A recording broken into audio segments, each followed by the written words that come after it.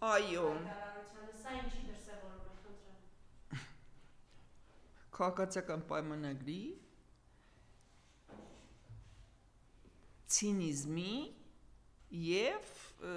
բանի։ Հասկանում եք, եթե Նիկոլ Փաշինյանը ինչ-որ մի ուրիշ դիրքորոշում ունենար կամ ուրիշ հրամաններ տար, ես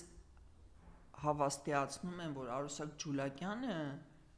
մալակացոսը ձեռը վազելով կգնար Գոհար Ղումաշյանին օգներ։ Սա Նիկոլ Փաշինյանի քաղաքականության դրսևորումն է, որտեղ Արուսակ Ջուլակյանի համար մեկ է ուրիշի նորածին երեխան,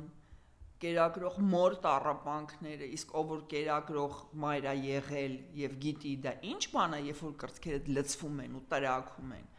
նա նման բան իրան թույլ չէր տա ասել։ Առավել եւս, երբ որ նա անձի տառապանքները, որը տվյալ պարագայում հավասարվում են խոշտանգմանը, սա խոշտանգման դրսևորում է եւ ցանկացած իրավաբան ձեզ դրա մասին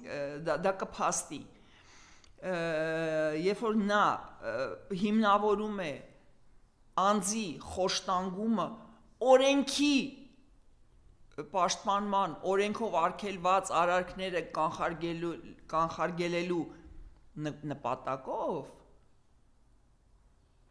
այստեղ պետք է ասես, այ չընթրլո, առաջի հերթին խոշտանգելը օրենքով արգելվող արարք է։ Քաղաքացուն վրա երթի ենթարկելը օրենքով արգելված արարք է։ Քաղաքացուն սպառնալ օրենքով արգելված արարք է։ Քաղաքացու վրա թքելը օրենքով արգելված արարք է։ Պետական բյուջեն մսխել ու Արուսակ Ջուլակյաններին պարգևավճարներ վճարելը օրենքով արգելված արարք է։ Երբ որ դու խոսում ես օրենքով արգելված արարքներից, ապա առաջի հերթին ինքդ այդ օրենքը հարգի, պաշտպանի, հետո նոր ինչ-որ մեկ ուրիշին մատնացույց արա եւ ենթարկի խոշտանգումների։ Հասկացա՞ր։ Իսկ Արուսակ Ջուլակյանին ես ընդամենը մաղթում եմ, որ իսկ այդ օրը կգա, նա հայտնվի այն վիճակում,